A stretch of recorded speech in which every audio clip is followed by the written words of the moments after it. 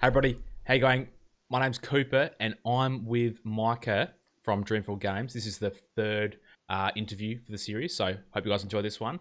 Um, let's just start off with you, Micah. So, where are you from, mate? And what's your role at Dreamfield Games? Yeah. Hi, Cooper. I'm situated in the Netherlands and originally from the US. My role in Dreamfuel Games is lead game designer and also project manager of the game development team. All right. So, so what games have you worked on or been a part of in the past, or is this your first one? I've been I've been a professional game designer for about now I think it's about 20 some odd years. My first role as a game designer back in the day was when mobile games were on the old mobile phones, and they were just about up to a level of 16-bit, 32-bit kind of games. They were being built in Java, J2Me is what we called it, and they were just arcade-like games and so forth. And that was back in the day, doing lots of different small little entertainment games for that. At a certain point, I was also rounding up my study in game design and development. And at that point, I took up a role as a game design researcher, where I've been actually for a longer period of time working on serious, or what we call here in the Netherlands, applied games. And that's usually games that, they're there to help motivate people in the healthcare industry, or it's there to educate children or university students in the educational industry, and or even in crisis management and so forth. That's kind of my extents. And then only recently have I gone back into entertainment game design, and especially for this project, this is a little bit more entertainment and serious game in a kind of way, because as you know, crypto gaming and so forth is not just all fun and games. Yes. Yep. No, that's a great point, really. So, wow, you've got a lot of experience, and I wasn't sure what I was expecting when I asked the question. I thought maybe a few games here and there, but it sounds like you're very well adept and experienced. So, it's good to have you on board, and it's good to have you as the person that's running the pretty much running the show behind the scenes. So, yeah, that's good. So, I mean, you kind of covered it a little bit, but in your role, what are your main like tasks and duties? So, yeah. Right now, I would have to say that my number one task and duty is to help Sander actually take his vision and really get that into a communication with the development team. Yep. And then the other, besides doing more footwork in terms of setting up wireframes and coming up with little things from pop-ups to game mechanics and setting up the rules of how, like for instance, you've experienced a little bit of Infinity Skies, and the way we decide what you can set and where when you're building and so forth are all game rules. So we're basically in conversations all the time about what are those rules going to be, and then we discuss that with the development team to decide what is technically possible and realistic within a certain time span. So that's one part, and then the other part is just creating structure for the entire team. So it's at a certain moment realizing we need a brainstorm session about this. We need to make some decisions here up front. Otherwise, if you, in game design especially, you want to be ahead of the game and not behind it. So we need to constantly be making decisions before we present them to the development team. And then when the development team puts their input in, then they can run with it a little bit and develop it. So basically, coming back to what I do is I do a lot of different footwork, especially though making sure that we had that structure of like meetings, coming together, deciding things together.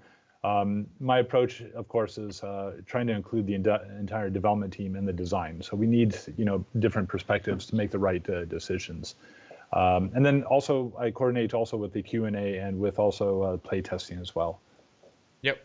Yeah. Wow. So you do quite a lot. You're a very busy man, I imagine. Yeah. Nah, that's awesome. So it's, yeah, you definitely undertake a lot of roles, and yeah, I'm very like I didn't actually know what you did, so yeah, it's good to actually hear, and I'm sure it'd be good for everybody at home, knowing what you actually do, and yeah, just a bit of insight to the company and whatnot. So yeah. Oh, sorry. Yeah. Yep.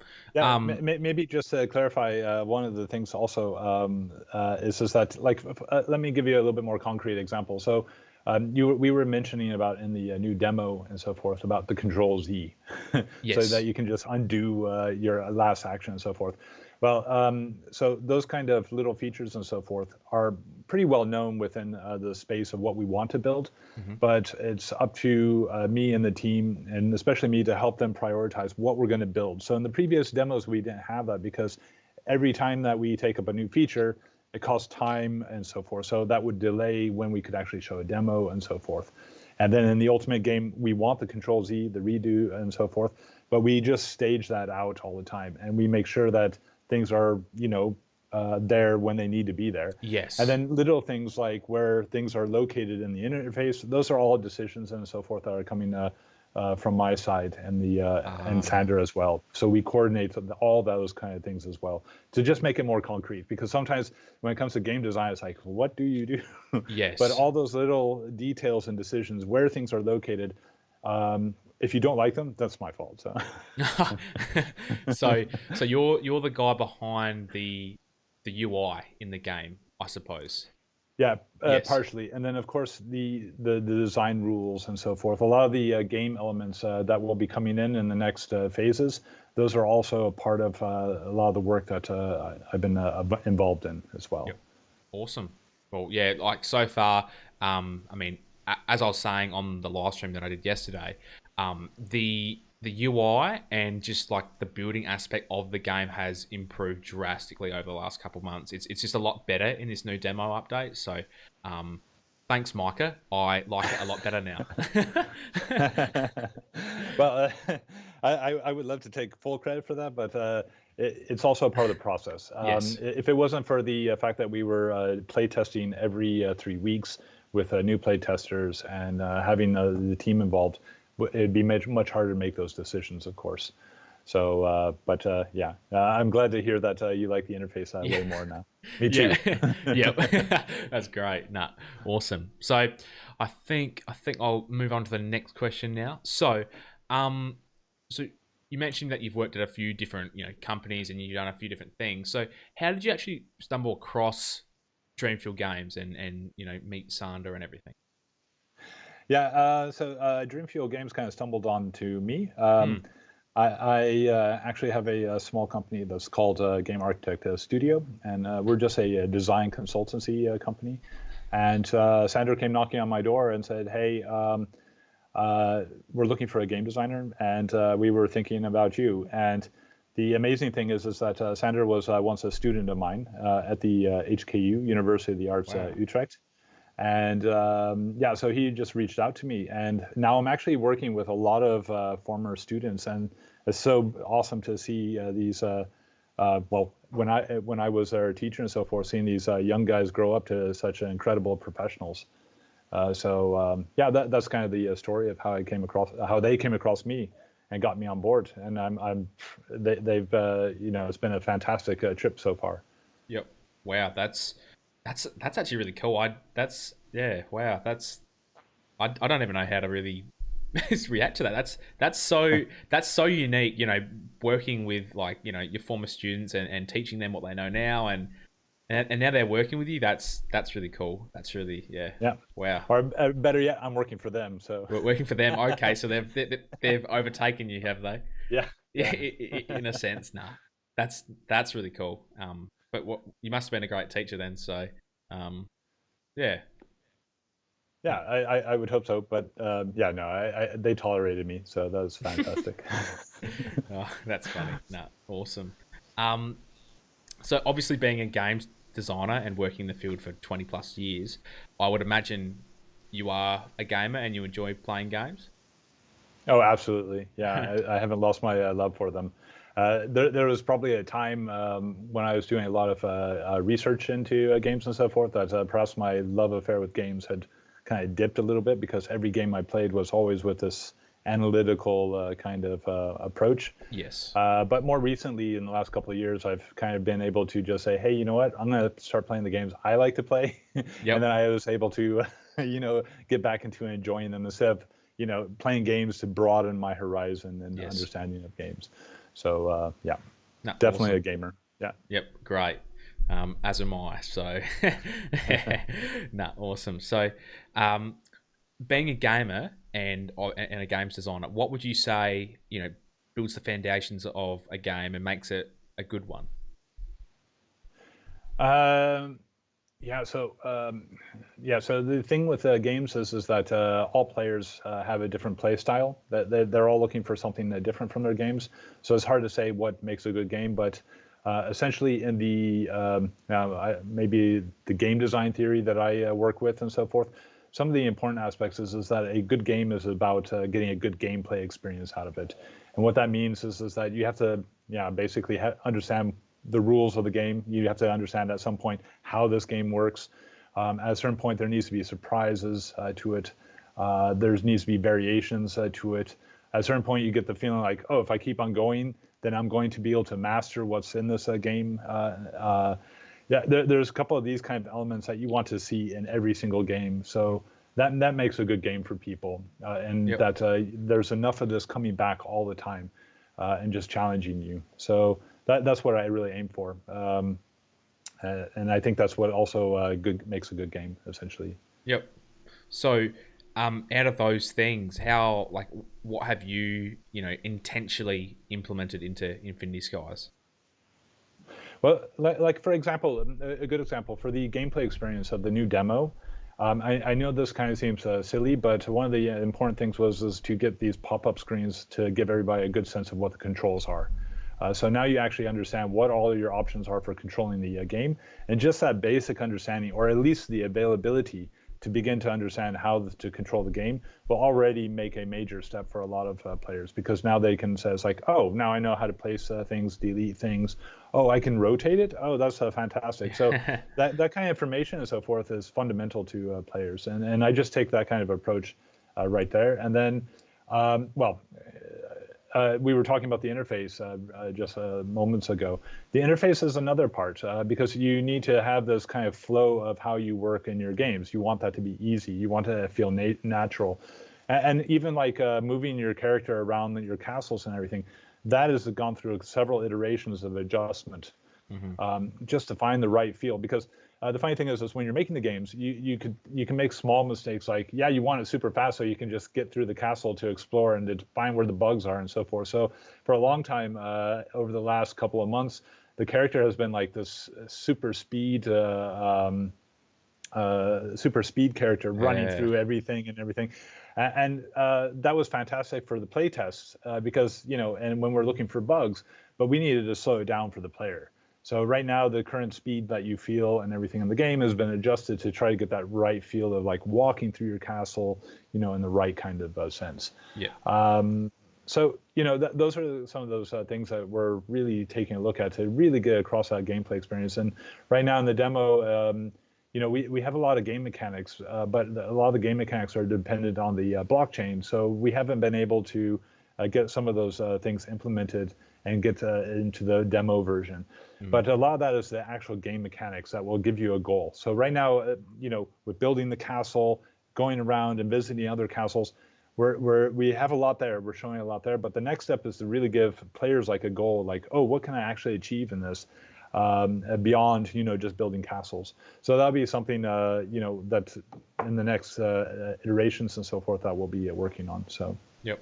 Well, it's very exciting. I can't wait to, I've been spending, hours at a time, building castles and whatnot, and it would be good to see, what can actually come from that, and just compete against other people. I think that's really important to have a competition sense, because yeah, that will make me want to play it, and beat, say, you on a castle. I'd rather, I want to get a better castle than you, and I want to have more votes for me. So, yeah.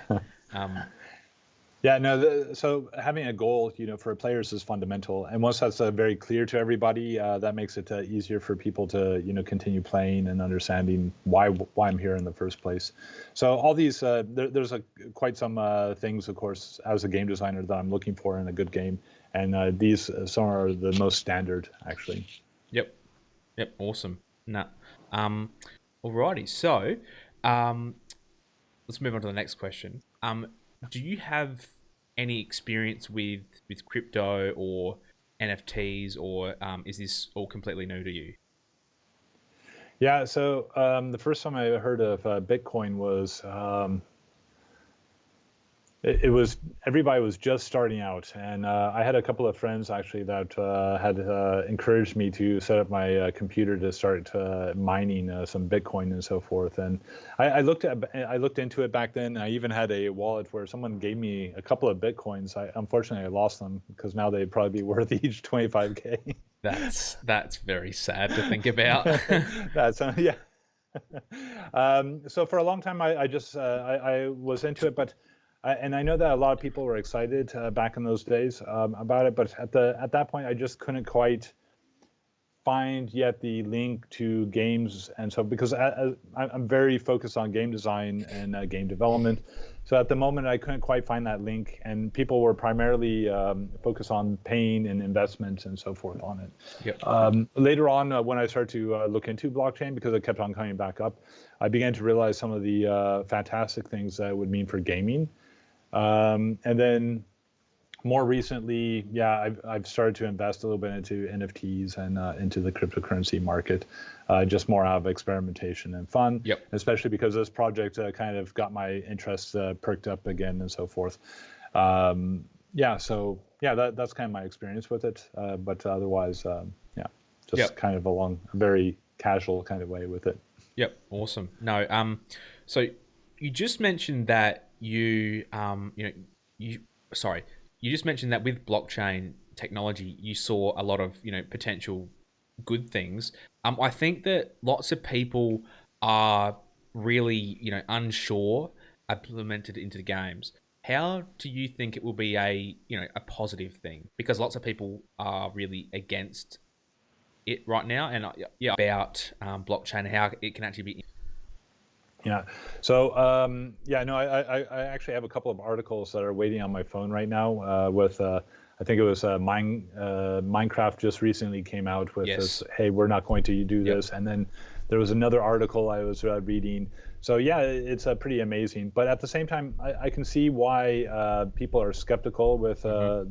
using blockchain in gaming. And I think one of the things for me is I see the current game companies that are actually making games are not making games, but they're making crypto games, which are kind of more of those collective kind of elements with the NFTs and so forth. And I feel like they're missing the opportunities of actually making games out of it. And then the Yes. big game companies, the AAA game companies like Ubisoft, which recently failed with their cryptocurrency, crypto game Hmm. elements. I think there's just poor implementation. They're not using it in a kind of direct and honest kind of way. So they're trying to add it in after the fact. But I think you need to build on the blockchain if you're going to make a really good blockchain game. And what I ultimately think is, what I think is the most positive thing is that I think blockchain will give ownership to gamers. So all the things that you earn in game, all the things that you're collecting and so forth, are now yours as opposed to how it works right now. Is that still belongs to the game companies. Yes. So like if they shut down, then you've lost all the value and everything and all the hours that you've put into a game. You're gone. It's gone from you. So you can't exchange that. Not even for memorabilia sake or something like that. The other thing too is over the years and so forth, big games like World of Warcraft have been hunting down people, keeping them from selling accounts, selling their things online, et cetera, et cetera. They want to control their own little marketplaces and things like that. And I think the blockchain is going to be brilliant of really allowing people to cash out at a certain point from their game experience and move on to other games, for example. So I think it actually empowers the player, And I'm kind of I think at the moment players just don't realize at the moment how powerful this is going to act to empower them. And then the other thing too is if you look at a lot of the mobile industry, game designers spend a lot of time thinking of techniques of how to get microtransactions from you. Yes. So it's constantly asking money to pay for this and that really affects the gameplay experience. So like for instance, I almost myself when I look at the mobile game market, I wouldn't mind actually just paying 25 euros, 50 euros just for a good game.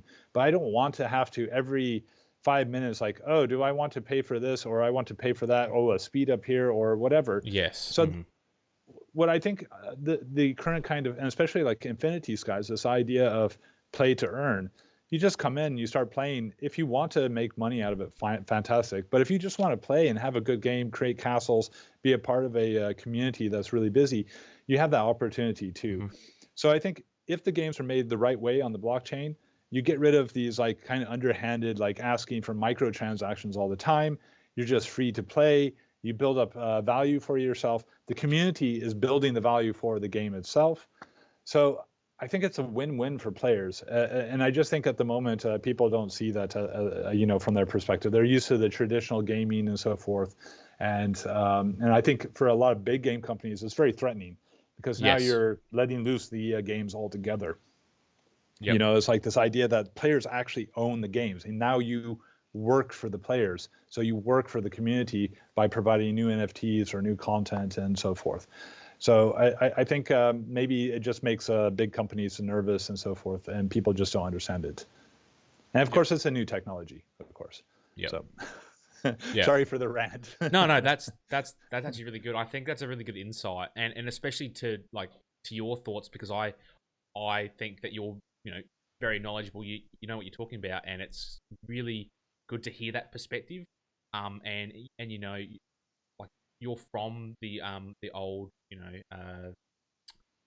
game development side, and you kind of know how they think and whatnot. So yeah, I think that's very insightful. I think lots of people would probably really appreciate that answer. So thank you for the rant. Yeah, and maybe I can just add a small bit to it. For years I've been working in the serious games and applied games and so forth, where, it's so important to create something for people that's a positive thing, and I don't think I would be a part of this project if I felt it was, not a positive, thing that was going on. If I thought ethically there was something subversive or that it would be a problem, I don't think I would have joined this particular project. Yes. So for me, at least from my perspective and my principles and so forth, it's really important to be a part of something that brings something good to the world. And I do think this is good for players, and I think this is going to eventually, and maybe, this is, our project and so forth is brand new and so forth. There's going to be some lessons that need to be learned. Yep. We're at the forefront of trying to figure this stuff out. But as we do and so forth, I think it's going to just, it's going to be incredible for players all Yep. around the world. And even better, so the fact that, I think it's just incredible to think that, you build up that value for yourself as you play, because the time that you put into games is worth something. So why shouldn't you be, valued for being a player? Yep. That's awesome. No, I like your thoughts, and I like learning all these opinions that you have. It's just really cool. Like, it's just really good to think about, and yeah, thank you for sharing that. I think that you may have answered this question slightly, but do you think crypto and NFT games, for instance, are going to become more mainstream in the future, and do you think they're going to become more well adopted? Yeah, I think it's inevitable. I think once people start to understand, the power of what blockchain and NFTs allow you to accomplish within games, I don't see why you wouldn't want to adopt it at a certain point. I mean, even if it's, an internal game economy, blockchain provides a fantastic way of allowing free economies and just big, massive multiplayer online games, and then allows that to kind of play out on its own. NFTs allow you to have a much more unique ownership over objects and so forth. So I think there's a lot of opportunities there for game companies to tap into it. And then if it becomes its own way of earning money for players and companies and so forth, why not? And I even perceive something, down the road and so forth, that maybe blockchain could actually revive and save indie game companies as well. Mm-hmm. So people that would have small art games and so forth that don't want to go on Steam, but actually want to make an NFT of their own game. Might even be, the future of where we go. So then actually, like back in the old days when you had like the case, a game in a case and so Yes. forth, and you Yep. could actually sell it or give it away or something. Well, imagine that happening to your games at a certain point where you could actually do that. So that's what I kind of envision. And I think that would be a great thing for small indie game companies, because then they could limit the amount of games that they actually have available to the community, and then that makes their games more valuable, and people will want to exchange it. And it's like, oh, Yeah, have you played wow. that game? But oh, there's only a limited edition of that, and it becomes. I think it gives a little bit more of that art sense and so forth as well. So already, what they're doing with NFTs, like on OpenSea and so forth, where you can limit the number of NFTs available to the community. I think that has to happen at a certain point with games too, because that will help revive the indie art scene of games. So I do think there's just an amazing opportunity still Yep. undiscovered with what we can do. And yeah, no, I do believe it will eventually become the way of doing things. Yep. That's awesome. I had never actually thought about that as a as a potential outcome, but just like the NFTs or the NFTs in game, you can have these limited edition things that only certain people get access to, and it just yeah, it is a really good thing to think about because I want that. I want to get my hands on that. I don't know. That could be really big for indie creators or any type of creators where that's actually implemented, whether that be music or YouTube videos. Who knows? Like however you can implement that. That's crazy.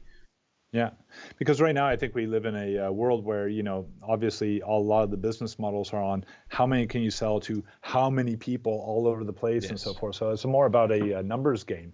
And I think the thing with the current digital technology is we have to do it that way. You have to go for the big sales and so forth, because there's no way to control uniqueness. There's no way to control that kind of thing. So I think at a certain point people will start to revalue this idea that there's a limited amount and there's a uniqueness to getting to that experience, and then I'm willing to find my way there.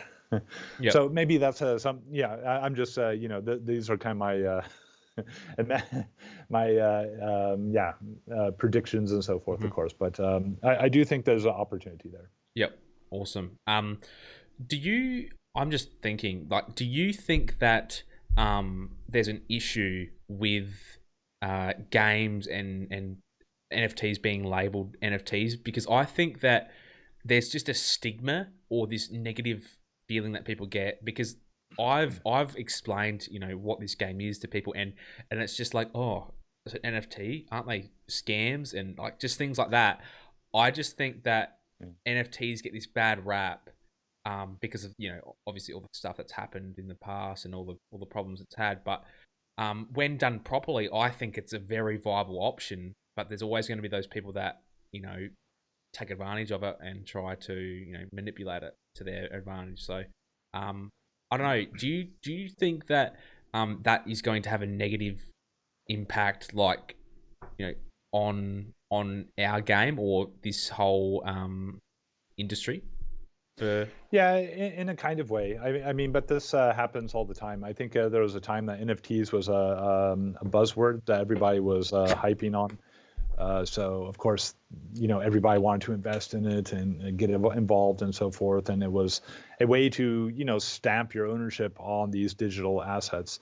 However, I don't know if NFTs would even be fair to what we're actually doing and sometimes in Infinity Skies, because yes, it's the NFTs that you own. You own the assets and everything, but they're so game oriented assets and yes, so forth. So, like for instance, in Infinity Skies, eventually you'll be able to have like some wooden walls, and at a certain point you can deconstruct those wooden walls, and then they will be upgraded to the next great wooden wall. So you're actually getting rid of some NFTs to create a new NFT out of old ones, and that's the crafting aspect to it. So your NFT basically changes, and I think The NFT is just to denote that it's actually connected to a blockchain, Yes. that actually has value in the real world and outside the game. So to me, I don't think you can compare, especially in Infinity Skies, what we have as NFTs as to these other digital assets that are just on OpenSea that you can just buy and then you've got a ownership over it. Here you're actually using it in game. There's an actual purpose to it. It can be deconstructed, added to a new way. So there's much more flexibility in what we're doing, and it's not just you own it and there's nothing else you can do with it and so forth. And it's not an investment in just a piece of digital art. It becomes an investment in your own game, Yep. essentially. Yep. And the great thing is because you can just start playing. Eventually, you can get to these yourself, so you don't actually have to do the investments or anything like that. So unlike mobile games or something like that, where you have to, if you want something cool, you have to pay for it. Yep. Here, you can just play for it. Play for it, work your way up, and not have, I do like that this game, you don't actually have a money barrier. Like it's free to play and you can jump on, and anybody can play. It doesn't matter, where you're from or anything. You can just jump on, and it's not like other games where there's a barrier for entry. Like we can, we're able to get everybody on, and if they want to earn, as you were saying, they can. If they don't want to, they can just play and build a castle for fun and have at it. Yeah. So Yeah, I think the only barrier is there's a little bit of that setup with MetaMask eventually, yes. and I think that's I must say that when I set that up, it can seem a little intimidating because it's like, oh, what is this wallet thing? And if I lose my key pass, and oh my gosh, I've lost out and so forth. So yeah, I think that's maybe the biggest barrier Yes. to getting into the game is just setting up the MetaMask. And it's not MetaMask itself per se. It's just this kind of barrier that if I'm just a gamer, I just want to be able to log in, do a register of my game and so forth and start playing. But there's that just small extra step, and sometimes that small extra step can be a issue. Yeah. But I have a feeling that everybody's quite aware of that, and that will become something in the near future Yes. that everybody is going to try to resolve, so that you can just integrate that into the game itself, and you don't have such a big barrier when setting up your game. Yep. No. Good thoughts. Yeah, I do like the I do like what you're saying. It's really good to talk to somebody that knows a lot and is more knowledgeable than you. So thank you for that. No, so I think I want to talk a bit more about Infinity Skies, and because we're coming to the end of the interview now. So what are you personally most excited about Infinity Skies? Oh gosh, yeah. So playing in and out all the time and doing the testing and so forth. I'm actually the thing that I'm most excited about, and I know you want to hear something about gameplay, but actually what I'm most excited about is getting the early release to players and hear the reactions and see how people react to it, and getting actually people live in there and playing around with it. But when it comes to the actual gameplay and so forth, some of the more exciting things that are coming up that I'm excited about is we have kind of these little micro games going on now in the social mode that will eventually come in. Oh, wow. And it'll give people activities and so forth when they're in a castle at a feast. And then there's the voting and so forth. So all that's going to be really, really exciting. And then down the road, which is going to be amazing, is next year is we'll start on the adventure mode of Yes. the game. And we have some really far out there design ideas and so forth. And I'm really excited about getting that nailed down, especially with the artist, because as a game designer, of course, I come up with all the game rules, how we're going to do this, what's the interaction, and so forth. And there's a lot of fun there. But ultimately, we have some really talented game artists on board that are going to probably knock the enemies and the creatures that you come across out the ballpark. Yep. With a visual design. It's going to be pretty amazing. So I'm really excited about that as well. But there's quite a few little things and so forth that I'm excited about. And then even more, maybe closer related, I am excited about finishing my castle, which I started on the other Yes. day. Yep. It's like right now I have like this big thing still working out, but I've been playing around with a couple of techniques and just pushing some limits. And when I'm there, it's like, oh, can I actually do this? I hadn't really thought about this, so I'm constantly there trying to break it, and in a good sense, because if I break it, then I can tell that to the development team and make it better for everybody else. Yep. So. No, awesome. That's actually great. I'm personally so excited for as you said, the early build, and actually getting this out there and having the social mode all ready to go. Um, I'm also really excited about the Immemorial Chronicles, or the adventure mode. That is going to be incredible. I already know because I haven't seen any gameplay, but I've seen Sander. He gave me a little snippet of a trailer, and I watched that, and I could not believe it. It was really really cool, and no one else has seen it that's watching. But I hope that they are able to see a little snippet, because I'm sure they'll be excited like I was. And yeah, I think there's a lot of potential for this game. And that really brings me to the next question. Um, you know, you're working really hard, and we've got such an amazing team behind us. Do you honestly think that we could be the biggest, NFT game or Web3 game in our space? Yeah, so I think if we keep on going down the path and the same structure and how we're doing as a development team and so forth, I really do think that we're going to make a big splash. And I have just taking a look at the initiatives and where they're at and so forth.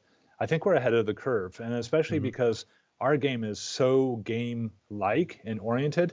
I think we're going to surprise a lot of skeptics on what we're offering, because I think we're beyond just the crypto collect game with some small little game activities. We're a game first, built on blockchain. So I Yep. think we're in a fantastic position to show what we can actually do with blockchain. And yeah, no, I do really think that we're going to make a big splash once we get it out there. And yeah, and of course, when I say that, when we get it out there, the reality is we're dependent on everybody that's watching to spread the word that the game is going to become available, and get everybody excited about it and let them know that it's out there. Yep. Because without the community and so forth, yeah, what's the game, right? Yes. Yeah. It doesn't matter if it's a great product or whatever. If there's no Yeah, talk about it, it's not going to be a thing. It's like anything really. It's like if yeah, I did a YouTube video and it's the best YouTube video ever, but no one actually watches it, it doesn't matter. So, yeah. um, yeah. But no, that's a great opinion, and just a great thoughts there, Micah. So thank you very much. But I think that's probably it from me, unless you have any other comments or anything else you want to say or tie up. But No, Cooper, thank you for the interview, and this has been fantastic. Yeah, no, looking forward to further somewhere off in the future as we make some headway, and hopefully we can catch up on that then. yes, yep, absolutely. I'll, as I've said to the others that I've had on, so Yana and Danny, I'm sure we'll get you on at some point when everything has advanced, and maybe a few months down the track, and we'll see how everything's going. So, yeah, thank you very much for your time, Micah, and I hope that everyone who's listened and watched has learnt a lot, and yeah, I'm sure everybody has really liked having you on. You've really, helped you know, shed some light on what's happening behind the scenes. So thank you very much. Yeah, you're welcome. Thank you. All right.